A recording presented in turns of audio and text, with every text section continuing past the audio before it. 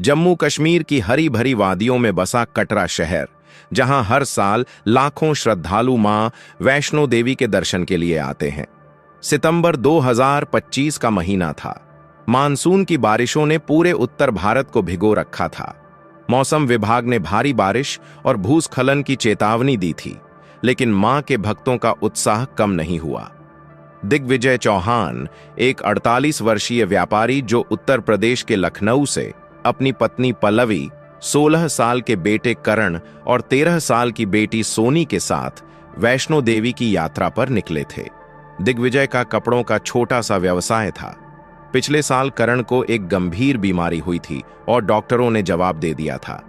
दिग्विजय और पल्लवी ने मां वैष्णो से मन्नत मांगी थी, मां, अगर करण ठीक हो गया तो हम आपके चरणों में हाजिरी देंगे। करण अब स्वस्थ था और यह यात्रा उनकी मन्नत पूरी करने का वादा थी।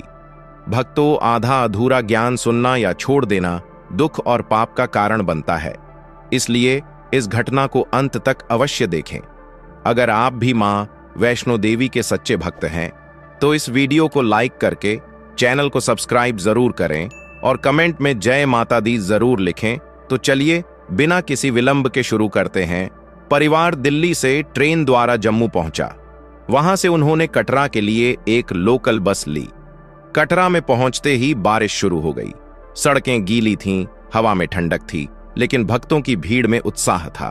दिग्विजय ने अपनी बैग से मां की एक छोटी मूर्ति निकाली और पल्लवी को दिखाई। देखो, मां हमारे साथ हैं, सब ठीक होगा। पल्लवी ने मुस्कुराकर सहमति दी। करण और सोनी उत्साहित थे। करण ने अपनी सेल्फी स्टिक निकाली और तस्वीरें लेने लगा। कटरा से बस बंजारू की ओर निकली, जहां से वैष्णो देवी की पैदल यात्रा शुरू होती है। बस में कुल 42 यात्री थे, ज्यादातर भक्त, कुछ स्थानीय लोग। ड्राइवर यूसुफ खान 25 साल से इस रूट पर बस चला रहा था। उसने यात्रियों को आश्वस्त किया, बारिश है लेकिन मैं सावधानी से चलाऊंगा, मां की कृपा से कोई दिक्कत नहीं होगी। बस में माहौल भक्तिमय था। कुछ भक्त जय माता दी के भजन गा रहे थे। एक बुजुर्ग दंपति लखनऊ से आए मां की कथाएं सुना रहे थे। एक युवा जोड़ा जो शादी के बाद पहली बार मंदिर जा रहा था, एक दूसरे से हंसी मजाक कर रहा था। बस घुमावदार पहाड़ी रास्तों पर चल रही थी। करण खिड़की से बाहर देख रहा था, जहां बादल पहाड़ों को छू रहे थे। सोनी ने पल्लवी से पूछा, मम्मी, क्या मां सचमुच गुफा में रहती हैं? पल्लवी ने प्यार से समझाया, हां बेटी, मां वहां पिंडी रूप में है, उनकी शक्ति हर जगह है। दिग्विजय ने करण को चेताया, खिड़की से ज्यादा बाहर मत झुको, रास्ता खतरनाक है। शाम के 4:30 पर बस अर्धकुमारी के पास पहुंची।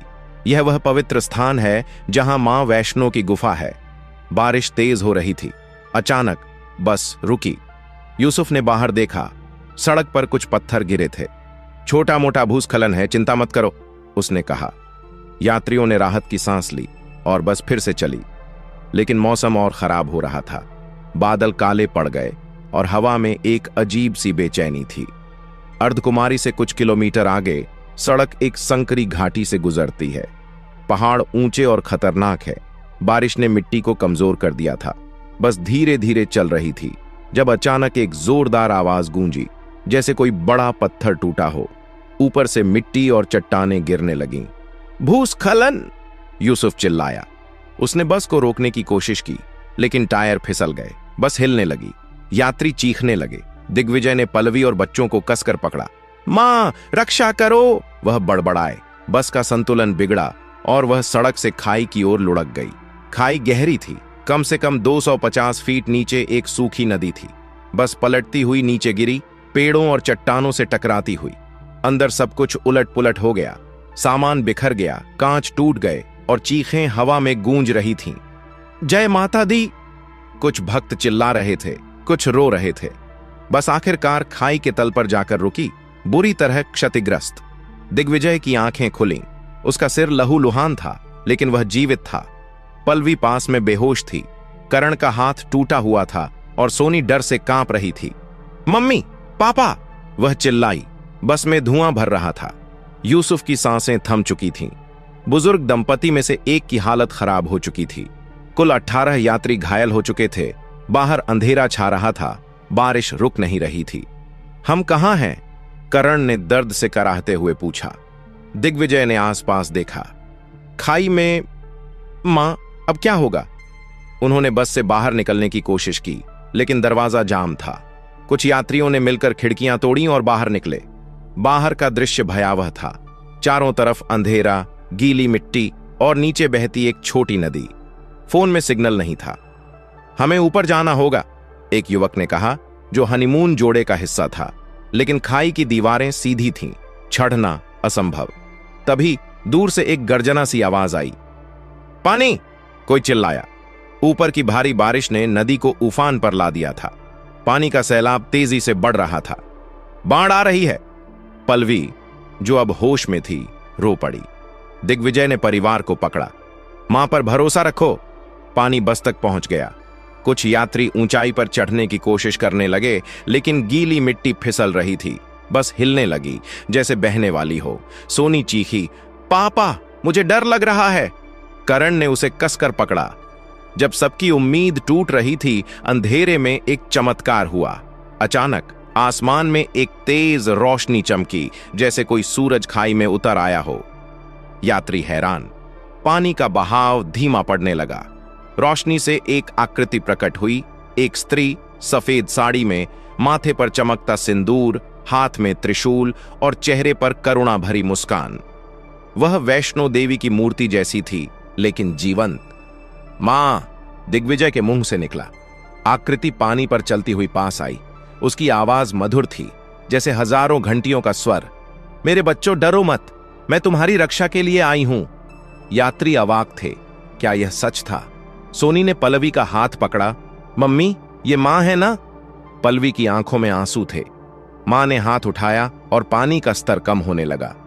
नदी का बहाव उल्टा हो गया, जैसे वह पीछे हट रही हो, बस स्थिर हो गई। फिर मां ने घायलों की ओर देखा। करण के टूटे हाथ पर उन्होंने हल्के से स्पर्श किया और दर्द गायब हो गया। उसका हाथ ठीक हो गया। पल्लवी की बेहोशी दूर हुई। बुजुर्ग महिला, जो घायल हो चुकी थी, अचानक सांस लेने लगी। ये कैसे? युवा जोड़े की लड़की ने कांपते स्वर में पूछा। मां मुस्कुराई।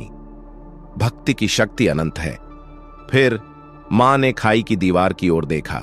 उन्होंने त्रिशूल से हल्का सा स्पर्श किया और पत्थरों से एक चमकदार सीढ़ी बन गई। इससे ऊपर जाओ, तुम सुरक्षित पहुंच जाओगे। यात्री चढ़ने लगे। जो घायल थे, उन्हें भी कोई दिक्कत नहीं हुई।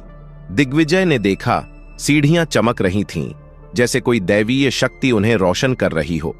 ऊपर पहुंचकर एनडीआरएफ की टीम मिली। हेलीकॉप्टर की रोशनी और बचावकर्मी तैयार थे, लेकिन मां गायब थीं। केवल एक चंदन की सुगंध हवा में बाकी थी। मां कहां गईं? सोनी ने पूछा। दिग्विजय ने कहा, वह हमारी रक्षा करके चली गईं। बचाव दल को यात्रियों ने सब बताया। हमने मां को देखा, पानी रुक गया, सीढ़ियां बनी, लेकिन बचावकर्मी हैरान थे। यहां कोई नहीं था। पानी का बहाव अचानक रुक गया। कोई वैज्ञानिक कारण नहीं। जांच में पता चला कि उस रात एक क्लाउडबर्स्ट हुआ था, जिससे बाढ़ आई, लेकिन पानी अचानक पीछे हट गया। वैज्ञानिक इसका कारण नहीं समझ सके। अस्पताल में डॉक्टर हैरान थे। करण का टूटा हाथ पूरी तरह ठीक था। पल्लवी को कोई चोट नहीं थी। बुजुर्ग महिला जो घायल थी, वह स्वस्थ थी। एक यात्री ने अपने फोन में वह रोशनी और आकृति रिकॉर्ड की थी। वीडियो वायरल हो गया। न्यूज चैनलों ने हेडलाइन चलाई, वैष्णो देवी में चमत्कार, भक्तों की जान बची। सबसे आश्चर्यजनक चमत्कार एक 8 साल के बच्चे का था, जो कोमा में था। मां के स्पर्श से वह जागा और बोला। मां ने कहा, जीवन को संभालो। यह सुनकर लोगों के रोंगटे खड़े हो गए। वैज्ञानिक इसे समझा नहीं सके। घटना के बाद दिग्विजय का परिवार मंदिर गया और मां के दर्शन किए। वे अब भक्ति में और गहरे डूब गए। करण ने डॉक्टर बनने का फैसला किया। सोनी लेखिका बनी और इस कहानी को लिखा। दिग्विजय और पल्लवी अब हर साल मंदिर जाते हैं। यह कहानी भक्ति, आस्था और चमत्कार की शक्ति का प्रतीक बन गई। दोस्तों, इस वीडियो को अपने दोस्तों, परिवार और रिश्तेदारों के साथ शेयर जरूर करें। और वीडियो पसंद आई है तो वीडियो को लाइक करके चैनल को सब्सक्राइब जरूर करें और कमेंट बॉक्स में जय माता दी जरूर लिखें। धन्यवाद।